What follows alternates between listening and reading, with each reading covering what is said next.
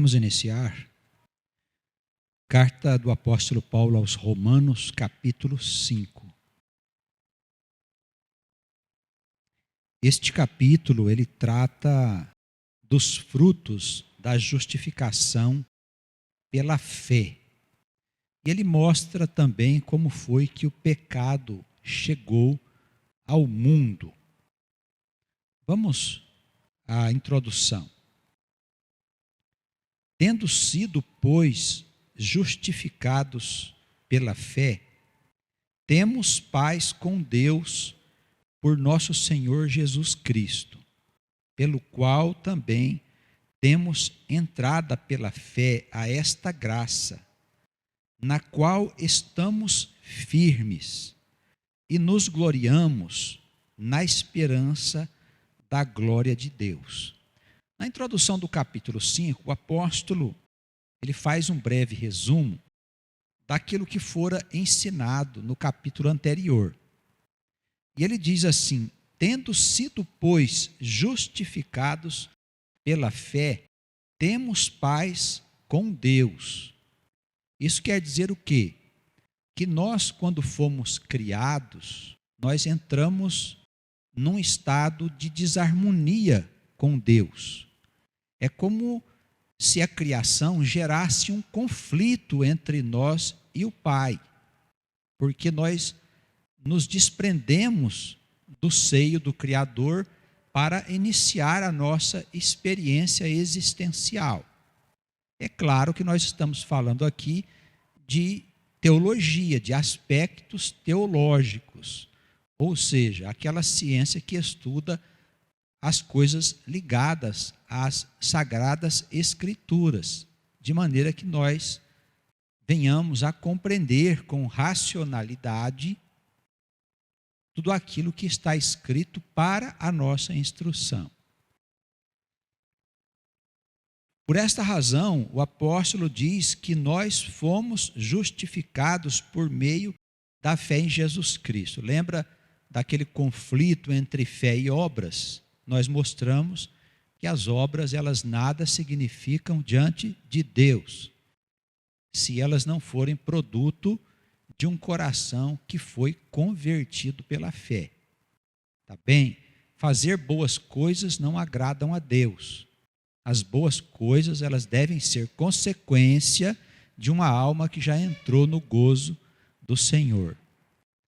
E o apóstolo, ele diz que esta paz que foi estabelecida, esta harmonia que se estabeleceu entre nós, entre a nossa consciência e a consciência de Deus, ela foi promovida e é sustentada por meio de Jesus Cristo, nosso Senhor. É Ele que sustenta esses laços de paz que se estabeleceram entre nós e Deus. Veja que lá no Velho Testamento não existe nenhuma passagem que estabelece esse laço de paz entre a nossa consciência conflitiva com o Criador. É um laço de paz entre nós e Ele, apagando esses conflitos, essa desarmonia que é provocada pelo pecado. Quando nós fazemos coisas erradas, quando nós fazemos coisas que não agradam a Deus, a nossa consciência está em conflito com a consciência do Criador. Esse tipo de conflito, ele gera sofrimento. É o que na Escritura, simbolicamente, se chama a ira de Deus, porque nós estamos indo contra a vontade do Pai. Tá bem? Então, fomos justificados pela fé, encontramos paz com Deus por meio de Jesus Cristo, nosso Senhor. Versículo 1. Por meio de Jesus também temos entrada pela fé nessa graça de Deus. Então, por meio dele, nós entramos nas bem-aventuranças que Deus oferece aos seus filhos, por meio desta fé. É como se Jesus estabelecesse uma ponte entre nós e Deus. Estávamos separados de Deus, Jesus veio e estabeleceu uma ligação, um elo. E esse elo, ele é indestrutível se nós formos verdadeiros nas nossas convicções, tá bem? Claro que não basta dizer eu creio. A fé tem que se desdobrar em muitas experiências que confirmam essa fé. Não basta crer, é preciso que o nosso dia a dia testifique a favor dessa fé, dessa crença que temos no Filho de Deus. Então entramos por meio dela na graça do Senhor e permanecemos firmes. Olha aí no verso 2. E nos gloriamos na esperança da glória de Deus, ou seja, no cumprimento das coisas que foram estabelecidas desde o começo do mundo, das promessas que foram feitas aos filhos. E segue o apóstolo aí no versículo 3, dizendo assim: e não somente isto, mas também nos gloriamos e nos alegramos nas tribulações. Então ele diz aqui com toda clareza que as dificuldades, elas fazem parte da vida do homem convertido. As tribulações, os desafios.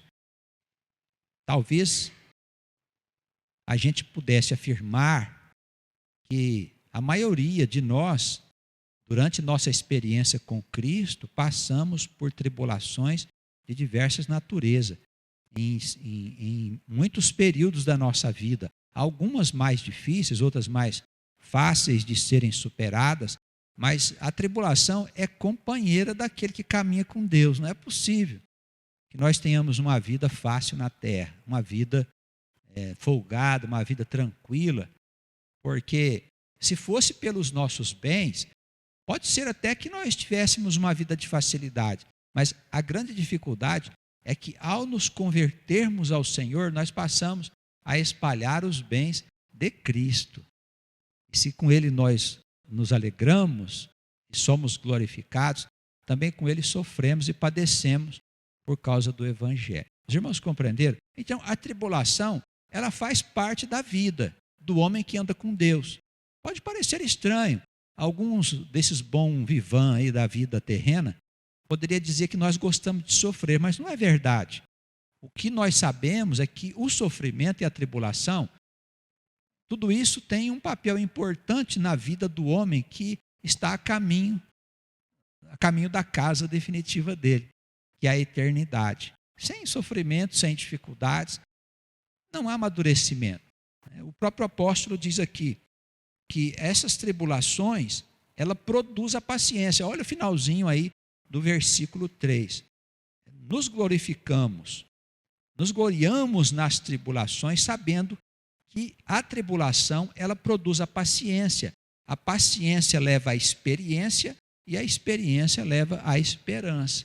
A gente vê que é um desenvolvimento do espírito daquele que passa pela tribulação.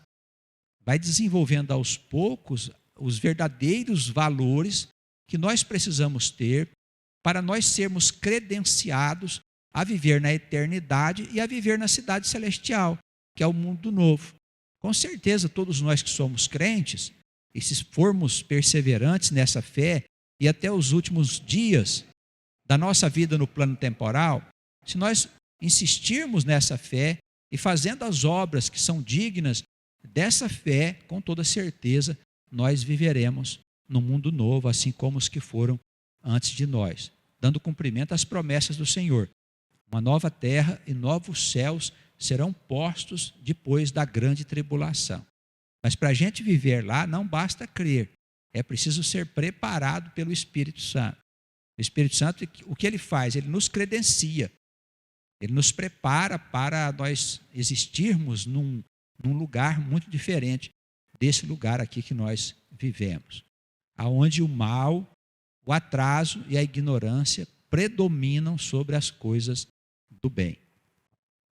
Concluímos aí que não há vida cristã sem tribulação.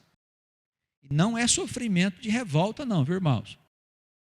Esse sofrimento que produz revolta não é o sofrimento que Deus envia para nos engrandecer. É o sofrimento que tem esperança de que tudo será superado, porque um poder maior está agora sobre a nossa vida. Amém? Vamos seguindo. Versículo 5, ele diz: a esperança, ela não traz confusão.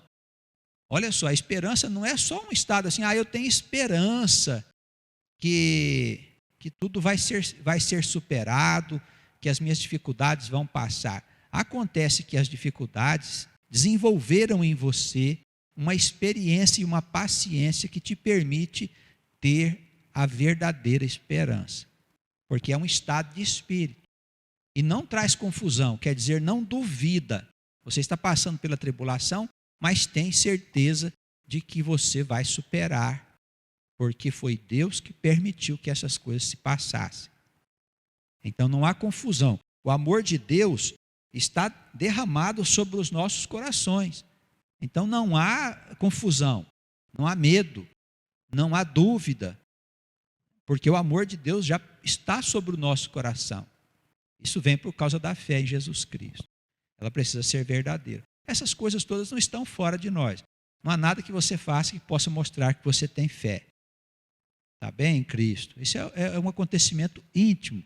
Por isso eu digo, o batismo do Espírito, o encontro do homem com Deus, não se dá no plano exterior, ele se dá no plano da interioridade da alma. É lá dentro de você que acontece aquele grande encontro que vai fazer você mudar a sua vida para sempre. Tá bem? Manifestações exteriores, manifestações de espíritos, fenômenos, essas coisas todas a gente vê em todas as crenças, em todos os lugares, não é só na igreja pentecostal.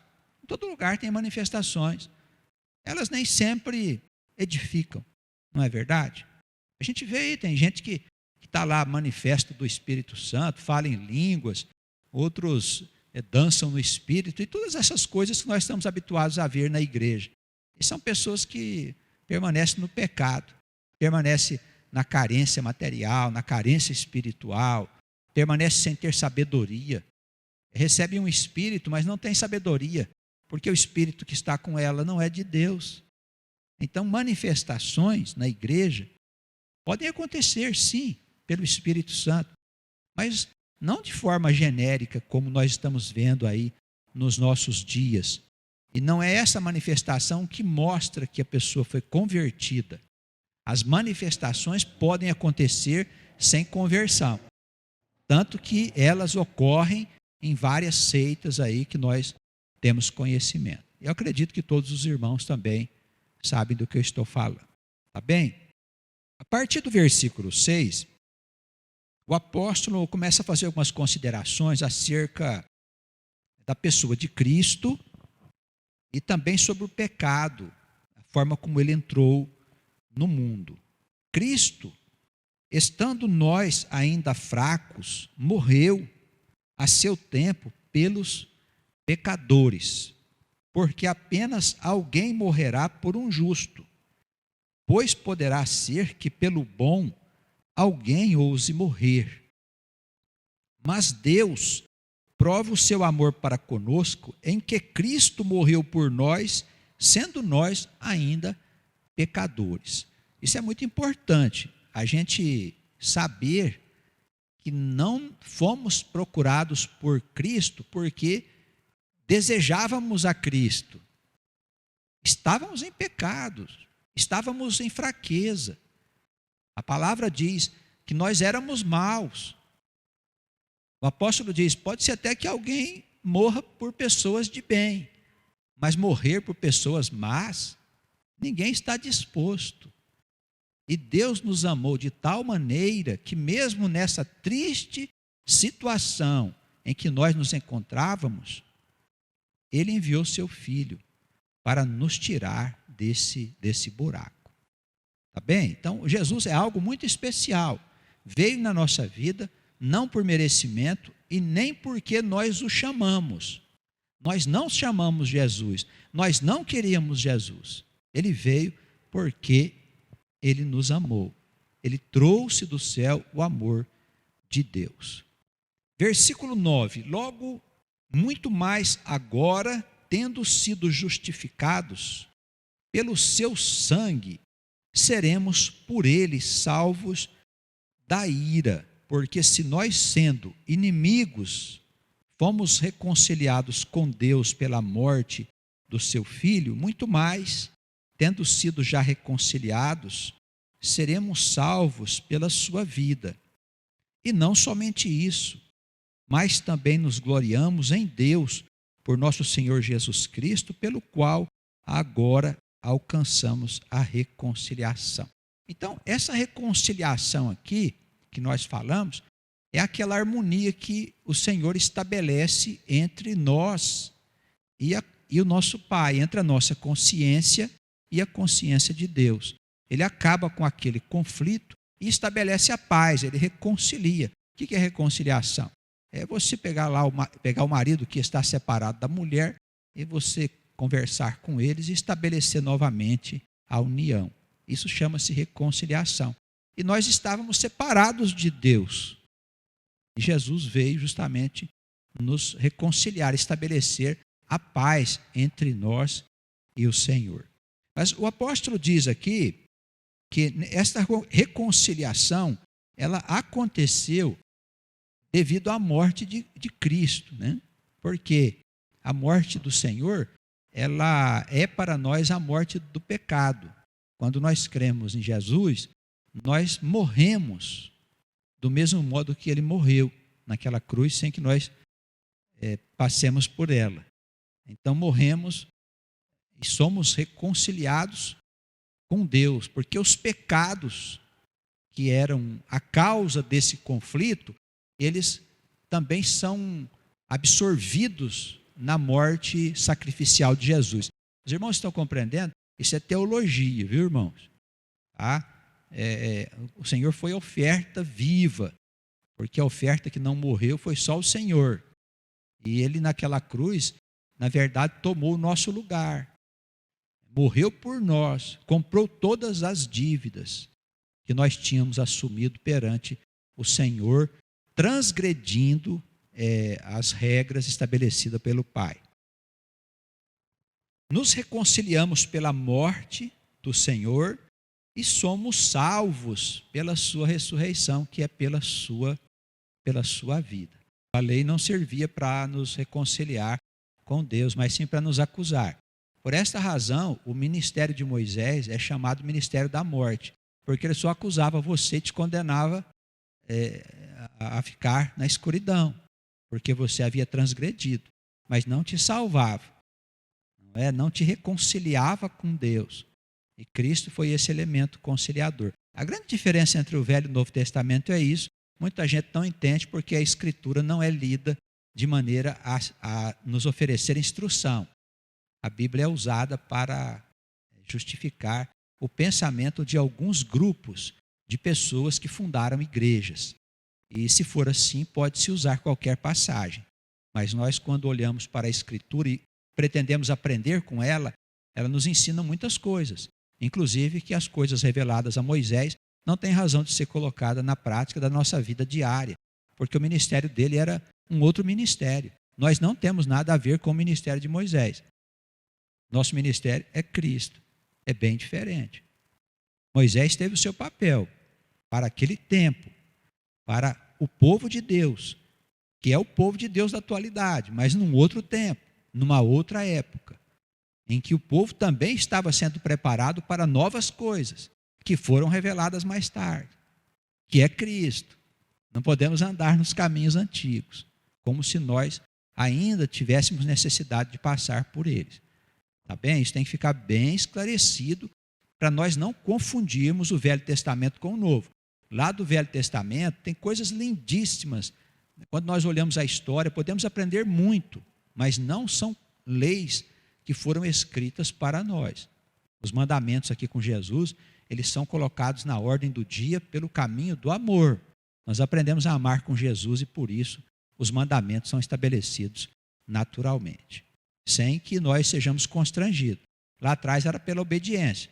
Eu me obrigava a obedecer os mandamentos e não dava conta. Não é? Tanto que com Jesus, se você tiver o amor de Deus, você vive na graça de Deus. Naturalmente, você não precisa fazer força. O crente que está toda hora em conflito com o pecado, desejando fazer coisas erradas, não consegue se livrar dessa inclinação, ele ainda não atingiu o estado desejável dentro da igreja. Precisa perseverar, trabalhar com a Escritura, na leitura bíblica, na reflexão, na oração, para que ele se desprenda um pouco desses vínculos que ele ainda tem com a vida terrena, com a vida temporal. E, por consequência, com os desejos da carne, né?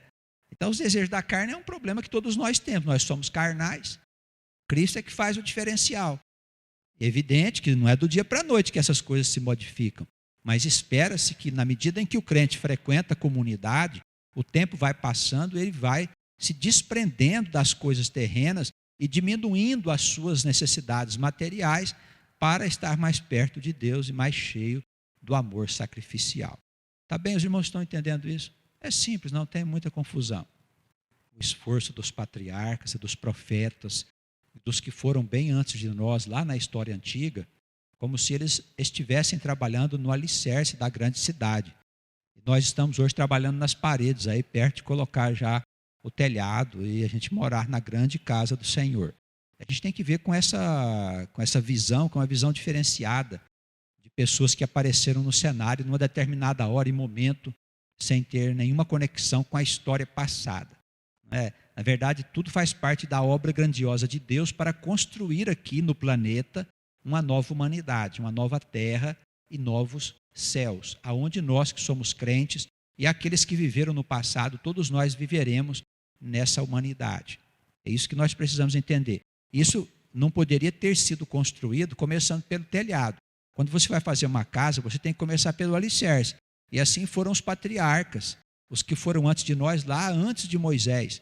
E mesmo Moisés, os profetas, o povo de Deus, com seus erros, com seus acertos, eles estiveram trabalhando nos alicerces dessa humanidade. E hoje a cristandade deve trabalhar na construção dessas paredes, no término dessas paredes, para que o telhado seja posto por cima e nós então venhamos a morar na casa do Senhor. Tá bem? Essa é uma razão pela qual a gente não deve desviar a finalidade da igreja, viu, irmãos? A finalidade da igreja é espiritual. É claro que ela não leva em consideração as coisas materiais, terrenas, mas sim as coisas do Espírito. A eternidade, os nossos dons, que são naturais em nós, concedidos por Deus, porque somos filhos de Deus, filhos do Altíssimo. O Espírito Santo nos dá todas essas coisas, que são riquezas eternas. Não faz parte do tesouro que o ladrão rouba e que a traça corrói. Amém? Vamos dar sequência aí no versículo 12. Esse próximo estágio aí da doutrina de Paulo, esse trecho que nós vamos ler, parece um pouquinho complicado, mas eu creio que dá para a gente tirar ensinamentos importantes para entendermos melhor como é que ele considerava a entrada do pecado no mundo. Ele diz assim: portanto, como por um homem entrou o pecado no mundo e pelo pecado a morte, assim também a morte passou a todos os homens, por isso que todos pecaram. Porque até a lei estava o pecado no mundo, mas o pecado não é imputado, não havendo lei. No entanto, a morte reinou desde Adão até Moisés, até sobre aqueles que não tinham pecado, à semelhança da transgressão de Adão, o qual é a figura daquele que havia de vir. Então, isso é uma coisa bastante profunda, porque aqui traz o simbolismo de um ensinamento que não é comum, não é um ensinamento público, é um ensinamento que os mestres ensinavam nas escolas dos tempos do Senhor. Não era uma doutrina ensinada publicamente que falava acerca dos princípios e fundamentos da história antiga. A gente vê aqui que o apóstolo fala que através de um homem o pecado entrou no mundo. E pelo pecado, a morte assim também se comunicou aos outros homens, e todos pecaram. Então, se nós examinarmos o texto cuidadosamente, a gente vai ver que foi por meio de Adão que o homem tomou ciência do que era a desobediência. À medida que Adão entra no cenário humano, ele traz para esse cenário, ele traz para ele a marca da transgressão.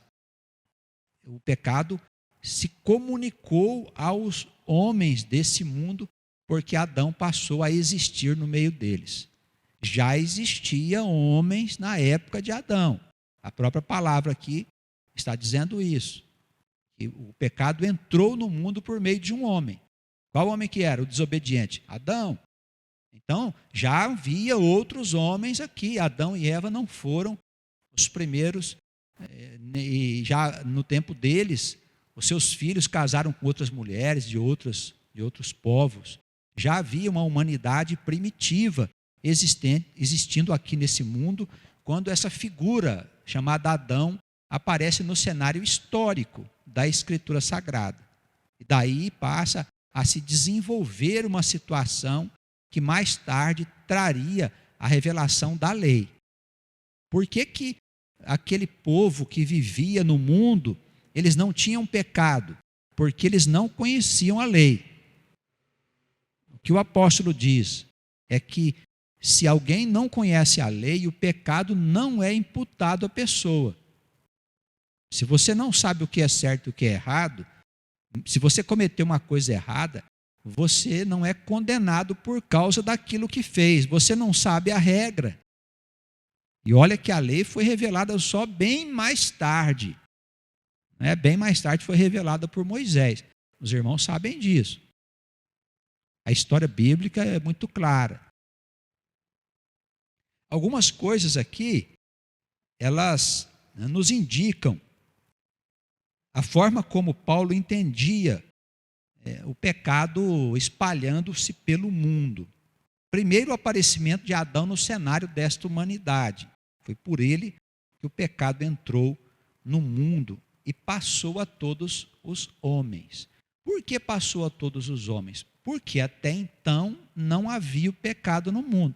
Quando Adão chega no cenário humano, ele passa a ser um referencial para esta humanidade primitiva, aonde iria se desenvolver a família do povo de Deus. Tá bem? É o que a gente vê isso na Escritura. Estudando Gênesis, a gente percebe que é por esse caminho que as coisas aconteceram. Alguns afirmam, pastor, mas isso não é ensinado na igreja, a teologia vê de uma outra forma. Tudo bem, quem vê de outra forma, fique à vontade. Nós vemos assim, e ensinamos assim. É o que o Espírito Santo tem pedido para a gente ensinar. Eu sei muito bem que os nossos ensinamentos, os nossos princípios, nem sempre estão em concordância com a teologia ensinada na igreja evangélica, católica. Nós não vemos problema nenhum nisso. Quem quiser seguir para lá, que siga. Nós estamos ensinando aquilo que o Espírito Santo pediu que nós ensinássemos. Tá bem? O versículo 13, ele confirma o que nós falamos aqui. Porque até a lei estava o pecado no mundo, mas o pecado não é imputado não havendo lei. Então, lá de trás, desde a história primitiva da humanidade, até quando Moisés revelou a lei, o pecado estava no mundo, mas ele não era imputado às pessoas que o cometiam, porque eles não tinham conhecimento da lei. Mas o pecado estava no mundo. O apóstolo Paulo fala, inclusive, que a morte permanecia no mundo. Olha só o que diz a seguir. A morte, o que é a morte? É o estado de espírito. Tanto do vivo quanto do morto, da alma que está do outro lado. É tudo uma coisa só. A pessoa que está morta espiritualmente, ela está morta estando viva ou estando morta do outro lado. A alma dela é que morreu espiritualmente. Ele diz aí no versículo 14, os irmãos que estão acompanhando em outras cidades, veja a introdução do versículo 14. O apóstolo ensina assim: a morte reinou desde Adão até Moisés. Então, esse estado espiritual de morte reinou lá desde o começo, quando Adão apareceu no cenário da humanidade, até os tempos em que a lei foi revelada. É isso que ele está dizendo aí, até Moisés. reinou também sobre aqueles que não tinham pecado, à semelhança das transgressões de Adão. Porque Adão sabia que Deus disse, não faça isso, ele fez. Mas aqueles outros homens, aquela humanidade primitiva, que estava nesse cenário quando apareceu Adão, eles não sabiam, eles não tinham tido esta experiência com Deus. Os irmãos estão entendendo? Mas sobre ele também a morte permanecia, porque não havia vida ainda. Eles não conheciam a lei para gerar a morte, porque a lei gera a morte. Mas não quer dizer que a morte não existia, ela existia sobre todos aqueles que ainda não tinham vida. Eles só não eram condenados. No caso de Adão, Adão havia desobedecido o Senhor. Então a experiência de Adão, ela quando entra no cenário da humanidade, passa a fazer parte dessa humanidade o estado de desobediência consciencial. Isso vai acontecer com a humanidade lá na frente, quando Moisés revela os mandamentos. A questão do plantio e da colheita é uma lei natural, que é criada por Deus. Tudo que a alma faz e planta, ela colhe aquilo de volta. Mas isso pode acontecer sem que ela tenha consciência que isso está acontecendo. Não tem ainda nos nossos dias pessoas que fazem coisas erradas e acabam recebendo de volta uma vida cheia de problemas. E elas vivem na igreja reclamando por que elas estão sofrendo. Aí tem gente que diz que é o diabo, mas não é o diabo. O diabo foi ela que fez um mundo de coisa errada. Está colhendo o que ela plantou. Não é necessário que a pessoa tenha consciência para esta lei estar agindo. Ela age desde lá no começo, quando foi criada essa humanidade primitiva, quando Deus criou todas as coisas. Essa lei de plantio e colheita, também chamada em algumas seitas de ação e reação, ela é uma lei de Deus, uma lei natural. Quando a lei entra, ela traz um estado de consciência ao pecador, porque ele sabe que foi Deus que estabeleceu a regra e que ele está transgredindo a regra. Ele passou a transgredir a regra agora com consciência disso. Daí, quando Moisés revelou os mandamentos, logo a seguir ele desenvolve todo um corpo de leis para reger a vida do povo, em todos os detalhes. E também as leis do sacerdócio. Ele estabelece um sacerdócio para que, na prática daquele tipo de sacerdócio, o homem pudesse encontrar um alívio para a sua consciência, frente aos pecados que ele cometia. Daí os sacrifícios, as ofertas, os holocaustos que eram feitos naquela época, para que o homem tivesse uma válvula de escape. Dissesse assim, não, agora eu fiz um holocausto que Moisés pediu para fazer e eu estou quites com o pecado. Mas ele voltava novamente ao pecado. Ele voltava a cometer o pecado porque, no dizer de Paulo, o sangue dos bodes e das ovelhas e a fumaça das novilhas que eram queimadas, isso não limpa a consciência. Entende? A nossa consciência continua contaminada com o pecado. E você vai fazer o pecado de novo. Trazendo para o nosso dia aqui, vamos imaginar alguém que faz ofertas na igreja, dízimos, sacrifício eu acho que ainda não faz mais, né? Espero que não façam. Sacrifício dos bichinhos. Mas vamos imaginar que a gente faz qualquer outra coisa para nos justificar, a gente continua, na verdade, pensando que está tudo certo, mas lá fora a gente continua pecando. Tem muita gente que está na igreja, não recebe Cristo. Até contribui com a igreja, faz as suas obrigações, aí tem de tudo, mas vamos imaginar que essas obrigações agradassem a Deus. Mas o pecado continua acontecendo. Por quê? Porque não receberam Cristo.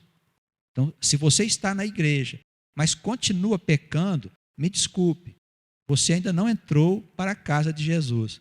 Você está na casa de Moisés ainda e não sabe. Você está um pouquinho atrasado no tempo. Coisa de uns 2000 anos. E Jesus chegou e você não percebeu. A vida com Jesus implica numa vida sem pecados. Não é? Mas eu estabeleço uma briga comigo mesmo, com as minhas inclinações, com os meus arrastamentos. Sim, mas agora não é mais por causa do pecado que habita em nós, mas por causa do diabo que fica nos cirandeando. E eu tenho que vigiar sempre, para que eu não caia em tentação. Isso vai ser até o fim, não vou ficar livre dessa batalha. Cristo estabelece esse estado de novas coisas dentro de nós. Não pode ser, você está na igreja há muito tempo e vive no pecado. Eu vejo pessoas na igreja que se separam. O sujeito deixa a mulher, deixa o marido. Há casos até que o pastor abandona a sua mulher, vai se juntar com outra. E as pessoas ficam, pastor, será que isso está certo? É claro que não está.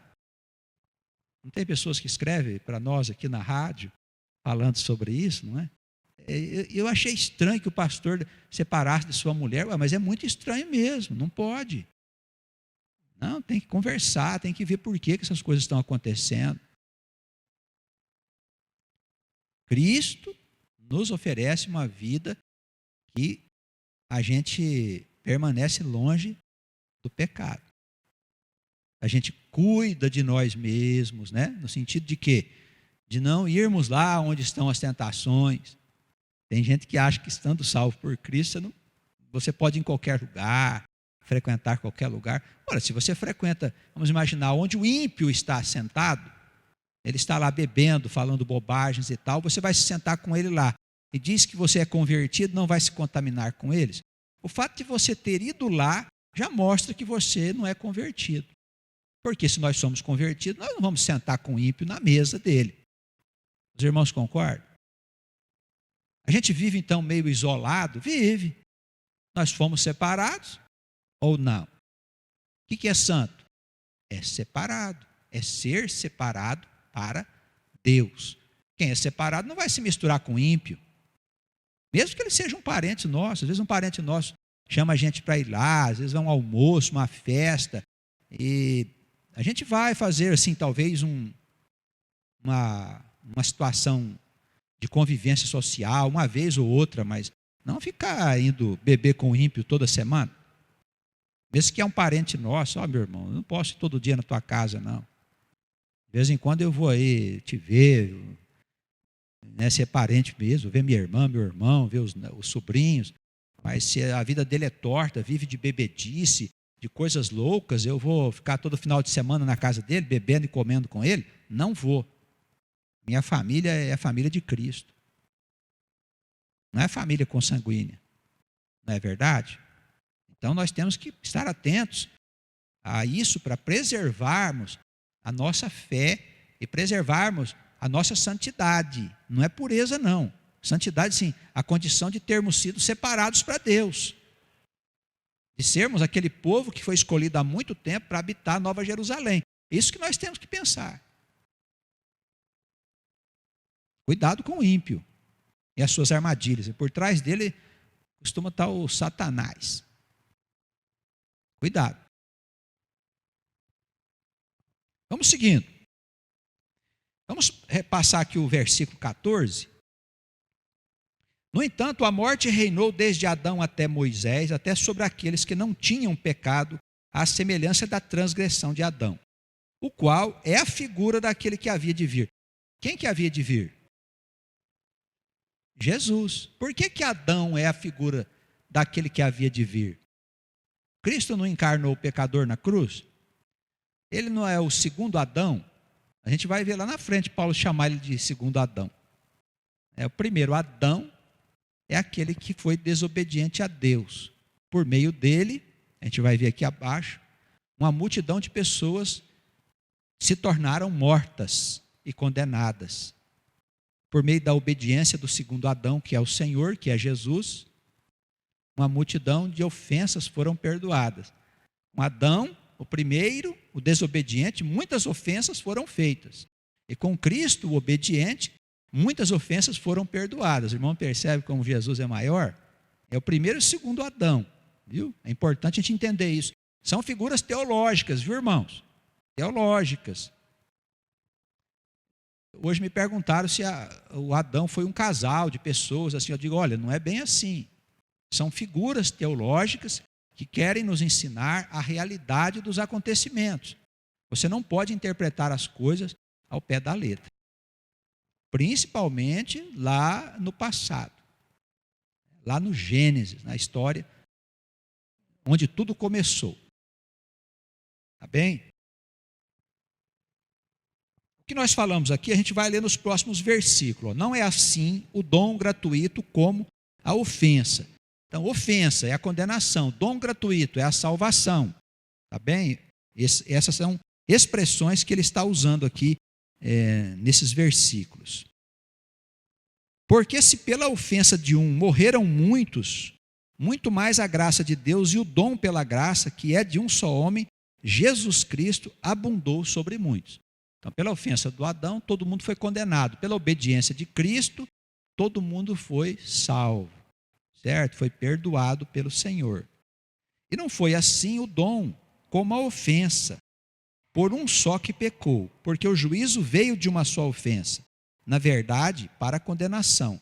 Mas o dom gratuito de Deus, que é a salvação, veio de muitas ofensas para a justificação. Aqui ele faz assim, ele comenta uma coisa por um lado e comenta a mesma coisa por outro. Isso é muito comum na forma como Paulo ensina a doutrina dele. Este ponto aqui é um dos pontos mais complexos da teologia, porque mostra como é que o pecado entrou no mundo e qual o papel da lei quando nos mata, mostrando que nós estávamos em erro e como Cristo, por amor de Deus, veio a este mundo para nos remir, para nos tirar dessa confusão em que nós nos enfiamos quando nós fomos criados, quando nós deixamos a casa de Deus. Tá bem? Precisamos voltar para casa. Se pela ofensa de um só a morte reinou por ele, muito mais os que recebem a abundância da graça e do dom da justiça reinarão em vida por um só, Jesus Cristo. Pois assim como por uma só ofensa, que é o pecado de Adão, veio o juízo sobre todos os homens para a condenação, assim também por um só ato de justiça, que é a obediência de Cristo, veio a graça sobre todos os homens para a justificação de vida. Tá bem? Como pela desobediência de um só homem muitos foram feitos pecadores, assim pela obediência de um muitos serão feitos justos. Os irmãos estão compreendendo? A figura teológica do Adão desobediente levou todos nós ao pecado. E a figura teológica obediente de Cristo nos levou à salvação, pelo perdão dos pecados e pelo dom da vida eterna, que nos foi dado de graça, não cobrou nada. Tá bem? Claro que não cobrou nada. Não precisa pagar nada, é de graça. A própria palavra diz, é gratuito. Salvação é de graça. Veio, porém, versículo 20, a lei para que a ofensa abundasse. Olha só, a lei apareceu no mundo para que a ofensa do homem pudesse se tornar abundante e todos pudessem descobrir que eles estavam em pecado. Mas onde o pecado abundou, também superabundou a graça. Se o poder da lei tem uma força muito grande para gerar a morte e o sofrimento para as pessoas, Paulo quer dizer assim que o poder da graça é muito maior para nos perdoar e dar coisas muito excelentes a todos nós. Tá bem? Os irmãos entenderam aí? Abundou o pecado.